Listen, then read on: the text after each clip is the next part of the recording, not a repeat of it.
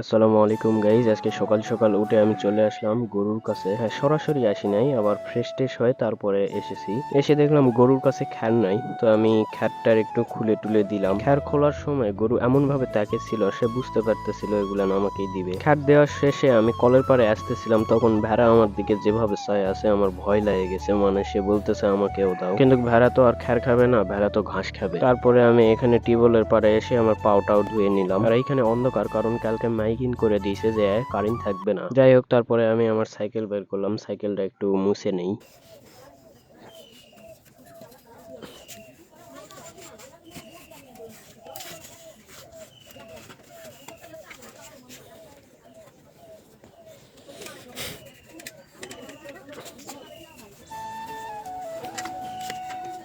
তো যাই হোক, এখানে সাইকেল ফিটফাট করে মোছার পরে বাইরে নিয়ে আসলাম। বাইরে নিয়ে আসে আমি চড়ে এখন যাব সাতিয়ান গ্রাম। আসলে সাতিয়ান গ্রাম যাচ্ছি টিকিট উঠাতে। আমার বড় ভাই যাবে ঢাকায়, তো টিকিট কাটা আছে, সেটা বের করে নিব, মানে প্রিন্ট আউট করে নিতে যাচ্ছি। যার সময় মসজিদ দেখা পড়লো, তো মসজিদ দেখলে তো দোয়া পড়তে হয়, আল্লাহ মাগফিরলি ওয়া যুনুবি ওয়া খতাই ওয়া আমাদি। তো এখানে কারেন্ট নাই, সেই জন্য আমি সাতিয়ান গ্রাম যাচ্ছি। আসলে ওইখানে যে দোকানে যাচ্ছি, ওই দোকানে আইপিএস আছে, যদি কারেন্ট না থাকে তারপরও কাজকর্ম হয়। আর এখন প্রায় 9:30 বেজে গেছে, 12:35 গাড়ি, তো আমাকে এখন যায় তুলে আনাটাই ভালো হবে। রাস্তা দিয়ে যাইতেছিলাম, এত রোদের চোটে অবস্থা খুবই খারাপ। শুধু একবারের জন্য যদি সূর্যের দিকে তাকাই, তাহলে আর কোনো দিকে তাকালে কোনো কিছু দেখতে পাবো না, শুধু অন্ধকার আর অন্ধকার দেখা যাবে। আর তো আমি সকাল সকাল কিছু খায় দায় বের হই নাই। আর এদিকে আমি কয়েকদিন ভরা চুল কাটার চিন্তা ভাবনা করতেছি, কিন্তু সময়ের অভাবে চুলই কাটা যাচ্ছে না। এদিকে আমার চুলের এমন অবস্থা। আর এখানে যত সময় ধরে যাচ্ছি মনে হচ্ছে তো খালি রোদ বাড়তিছে, কোনো বাতাসের নামই নাই। সাইকেল চালালে যে একটা বাতাস লাগে, আমি কোনো বাতাসই পাইতেছি না। আর না খায় দায় সকাল সকাল এরকম সাইকেল পেডেল করে যাচ্ছি, আরো তো অবস্থা খারাপ। আর এদিকে এমন অবস্থা হয়ে গেছে, অবস্থার নাম শুনলে আপনারাও আমার মতো কালো হয়ে যাবেন। আমি সাতিয়ানগ্রাম গেছিলাম, কিন্তু যাই দেখি যে দোকানের উদ্দেশ্যে গেছি সেই দোকান বন্ধ,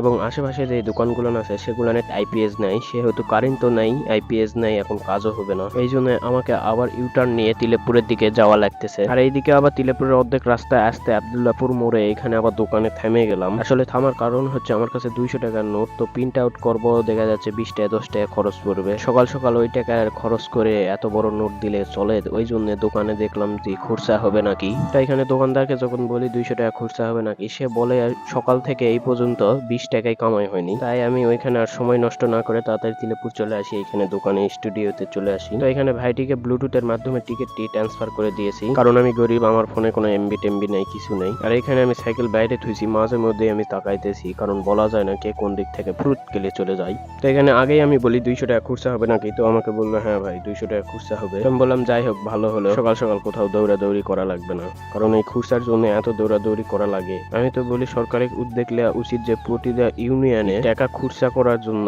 এজেন্ট থাকা দরকার। যাই হোক, সরকার এটা শুনলে আমাকে ধরে আগে পিটবে, তারপরে ছেড়ে দিবে। তারপরে টিকিটটি নিয়ে আমি সোজা বাড়ির দিকে রওনা দেই। আর এখানে প্রায় দুপুর হয়ে আসার কথা নয়, এখনো সকালই আসে, তারপরে যেভাবে রোদ পড়তেছে গাও মনে হয় জ্বলে পুড়ে এখনই আঙ্গার হয়ে যাবে। তো যাই হোক, টিকিটটা নিয়ে ফাইনালি আমি বাসায় চলে আসি, আর আমার হেলিকপ্টার এখানে ধুয়ে দেই। তারপরে কলের পাড়ে এসে আমি পাটা একটু ধুয়ে নেই, ফ্রেশ হয়ে নেই, যেহেতু বাইরে থেকে এসেছি। তোমরা যারা এতক্ষণ ধরে আমার এই ভিডিওটি দেখেছো, তোমাদের অসংখ্য ধন্যবাদ। আমার এই ভিডিওগুলি যদি আপনাদের ভালো লেগে থাকে, তাহলে আমাদের চ্যানেলটি সাবস্ক্রাইব করে আমাদের পেজটি ফলো করে আমার পাশেই থাকুন।